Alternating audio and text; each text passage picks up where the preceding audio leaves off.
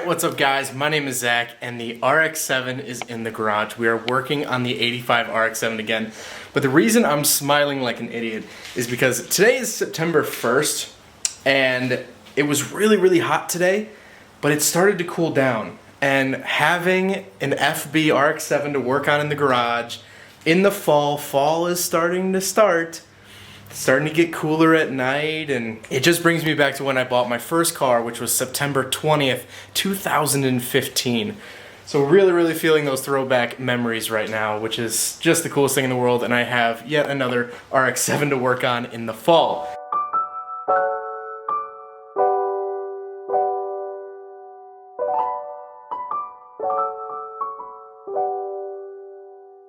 But today's video, we have a couple of tasks to take down. First of all, as you can see, maybe right there, there's a very ugly red line for the vacuum that comes off the master cylinder. We're gonna swap that out. We have to do some oil cooler work. That's the main goal of this video, is that the oil cooler is draining oil almost as fast as we can fill it up. It's really bad. We think it's the bolts or the crush washers. We're not quite sure, but that is the main goal today, is to fix the oil leak because it is not good. We had to add oil driving it home from the last video.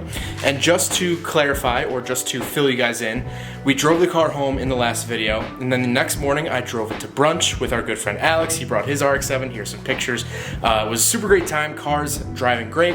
And then later, the next week, Tuesday, Matthew came down from Wisconsin to buy my Weds Autobahns. Yes, the gold wheels are gone. I've decided to go a different route with this car, so I did get rid of the gold wheels. I know I said that they were gonna go back on. I'm sorry, I lied.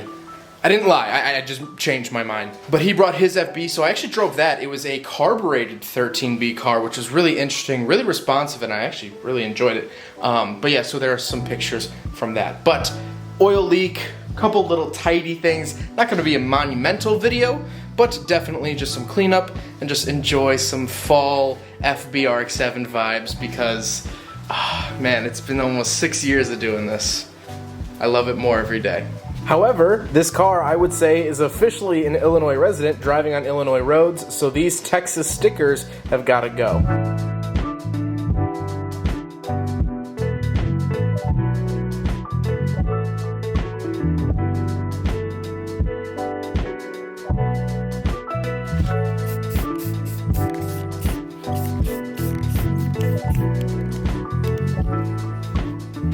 So one thing that's a common problem on first-gen RX-7s is these doors get really noisy and somewhat hard to close as they get older. My red car had this issue, and now the blue car has the issue. So all you need to do is just apply white lithium grease to the door fitting, as you are seeing here.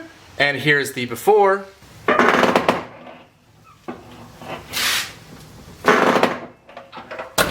And here's the after.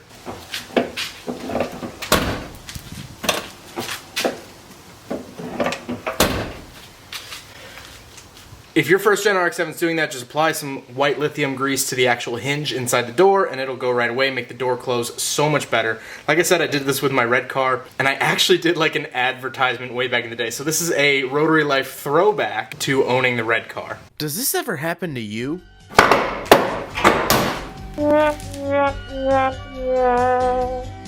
Hi, Infomercial Zach here, and boy do I have a product for you. It's called White Lithium Grease. You just lather that baby right on that hinge, but boom! There, you're done. You're done. You don't have to worry about it. And there it is. You can pick it up at any local store. You can put it on your dog, you can put it on your little brother, it'll shut him right up. I don't know. I don't care what you do with it. Put it on your first gen doors.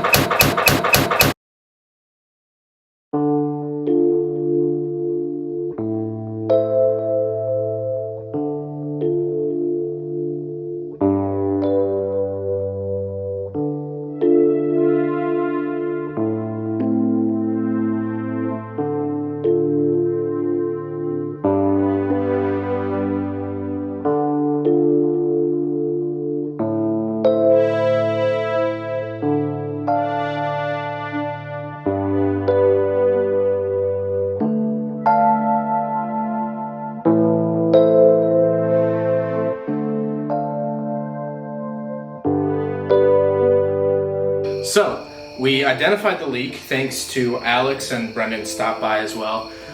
We identified the leak as the drain plug was not fully tightened on the oil cooler. Rookie mistake, I know, but we put everything back together, and then I was looking on the ground and I was like, what is this? So the Turbo 2 oil cooler, and actually all FC oil coolers, have a thermostat inside of them. I was unaware of it. This is what it looks like, and so I forgot to put it back in.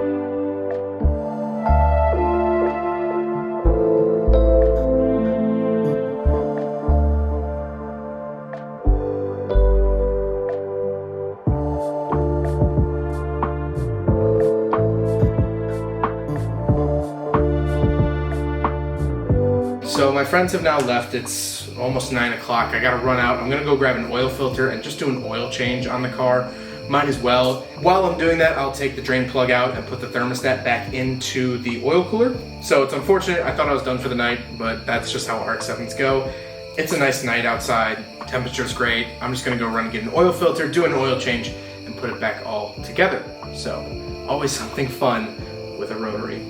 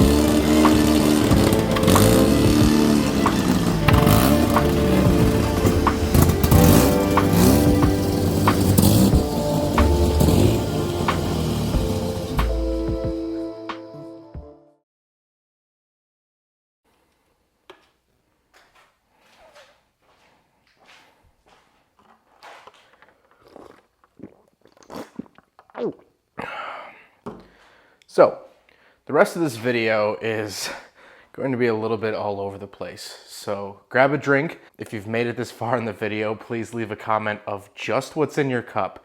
No other context, just what's in your cup if you're drinking tonight as well. And I salute you for sticking with my ADHD ways.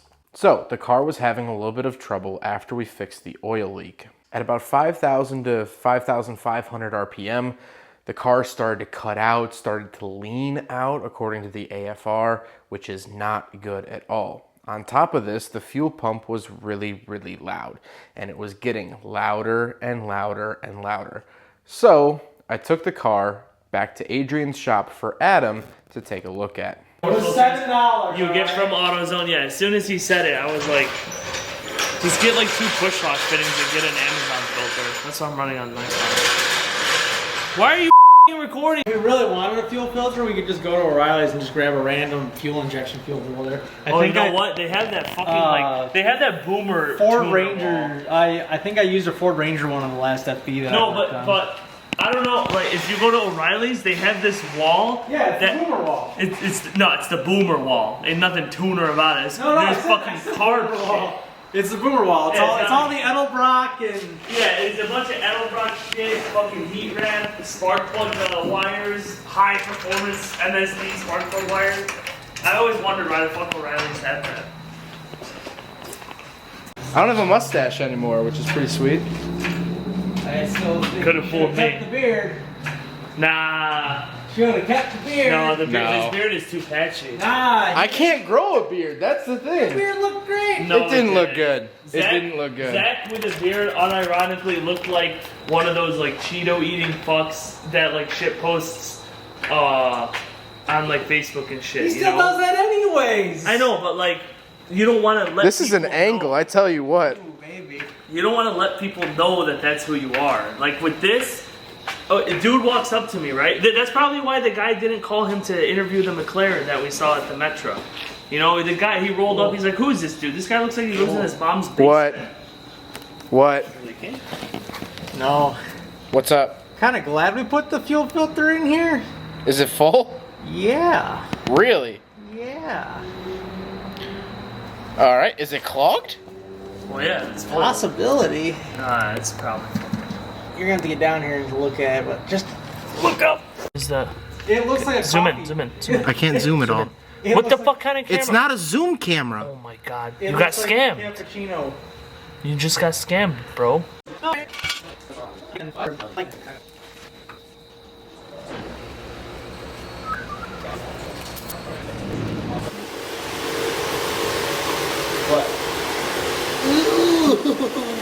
Spicy milk. It literally looks like Thai.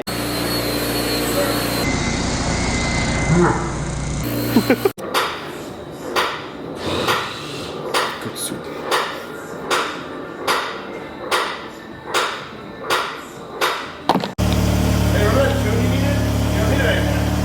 Adam, hold on. Rev it up and then you get to say it.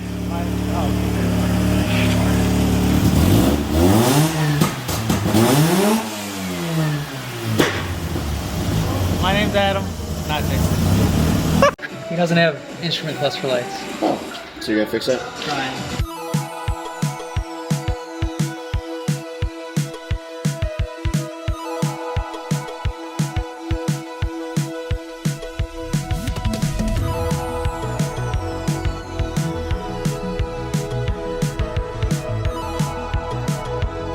After that was all buttoned up, the car drove phenomenally.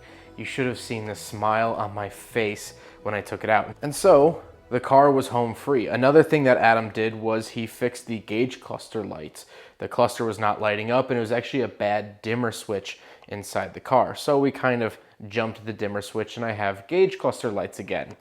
However, we did not rehook up the speedo cable, so I no longer have a speedometer or odometer, but that'll get fixed soon, probably in another video. So I got the car home and I was loving it. I was driving it like a normal car again. And as you can see, I started to clean out the garage with the help of my dad so we could fit both the Model A and the RX-7 in the garage for safekeeping. And while searching through the garage, I found I have 4 different first generation Mazda RX-7 spare tires, which is great. But I wanted to see if maybe I could consolidate some space and put one of these good spare tires into the trunk of my car. I didn't even know if my car came with a spare tire. I had never even peeled up the rear carpet. And so I went to go do so.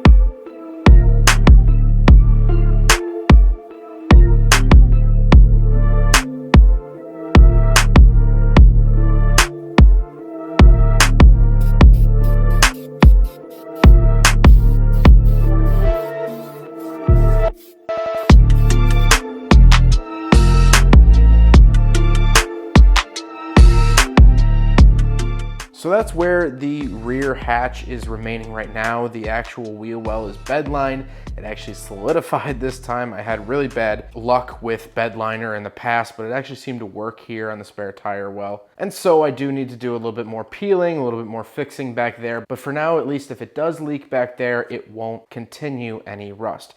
Now, of course, putting the bed liner back there is just band-aiding a bigger issue of where the water is coming from. I blew out the rear drainage channels in the rear hatch, so that should hopefully help. But if it still collects water, that'll be a different story. However, it's now in the garage, so I'm not sure if I'll ever test my theory. Then that night, after I discovered the spare tire, I actually went out and did a photo shoot with my good friend Max Evans. He's absolutely awesome. We did some shots of not only my car, but my good friend David's Rotary swapped Corolla. It's a 12A Bridgeport rotary engine. I actually did a review of it earlier this year, so go check out that video if you're interested in that car, which is an absolutely cool car. And then I took it out another night. I went out with my good friend Alex. We recreated some photos that I took with my Miata about a year ago this time. There was even a kid in a Kia Forte GT that was like super impressed with our RX-7s, and so we hit some back roads with him. This thing is shooting fire out the back.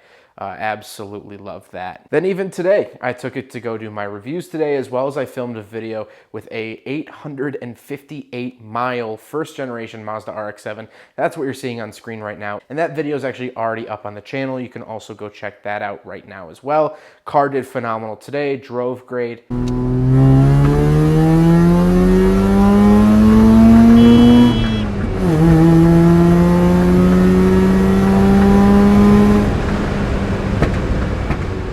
Everything's been going good. And so that's where I'm going to leave you guys with an update. This is starting to become the boring part of Rotary life because the car runs. It's good. It's fun. Now there's definitely still work to do. The front suspension needs addressing really bad. The rear suspension needs addressing, but that'll probably be a more winter project. There is a clunk up front here. I don't know if you can hear that. The pitman arm is bad. The bushing is pretty much gone. So that needs to be addressed, and that'll probably be in a future video. I want to try to stick a GoPro in there and actually get footage of it sort of rattling around and things like that. But as we're now in October here, I'm going to be doing a lot of traveling for work. I have a lot of work-related travel I have to do, but that's going to result in tons of really cool JDM content, which I'm super excited about. So if you're into JDM cars, Japanese cars, tons of cool reviews are coming on the channel, which is super, super exciting. But that means that the car is just gonna kind of exist for a little bit. It's great. So please still keep an eye on the channel. I'm gonna be putting out a better version of the video you're about to see. I'm gonna close out the video with some sounds, but my microphone wasn't recording properly, so I'm gonna remake that and make it its own standalone video. And maybe some little how-tos or whatever, first gen RX-7 stuff I can think of with this. But yeah, that's it for now. Thank you guys so much for your continued support. It's been a blast having this car back. It really feels like the red car. It feels like Rose, just with a different paint job, which is really, really cool. So I hope you guys enjoyed the video. If you have any questions, comments, or concerns about anything that happened in the last couple of minutes, please leave it in the comment section down below. Take care, guys.